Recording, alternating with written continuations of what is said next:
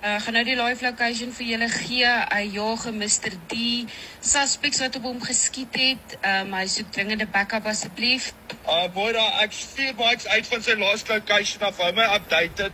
Okay, ek maak. Okay, Pieter, as jy linkweg aankom, waar Esland Park ophou is daar 'n grondpad wat links ingaan. Draai links, ry tot waar jy my kar in die bakke in die bike sien, hoor. Ek is aan die regterkant in die veld. Ek betaaks nou by jou. Fucking skuif, man. Mense die pindrop locations op die groep.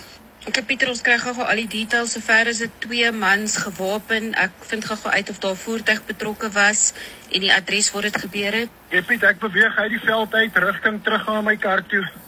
Ek kry niks nie. Ek gaan net gou 'n groter torch kry. Ek nou by jou. Ek draai nou hier by Transnet.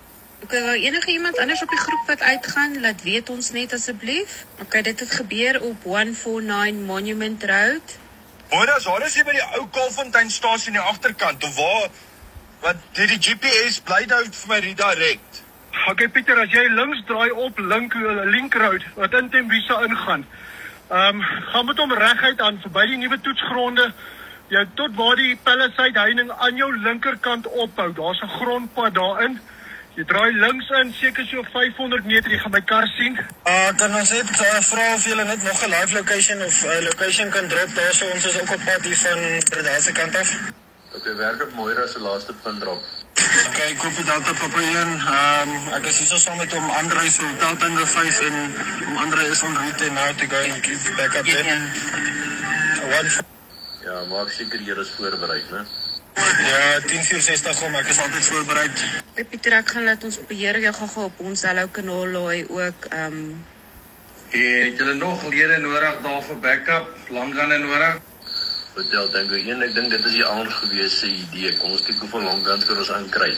Okay, ouens, ek is nou seker so 500 meter in hierdie veld en hulle het gaan motor, hoor. Hulle is hier met 'n tekkie met 'n moerse spoed in hierdie veld en ek kyk dit gou-gou. Een het definitief iets gegooi.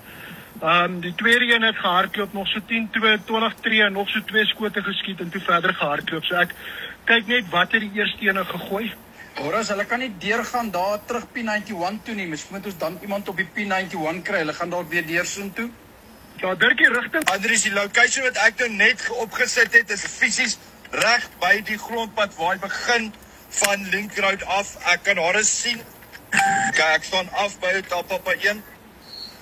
Pieter, Accent en Accent Beam ons staan by mekaar.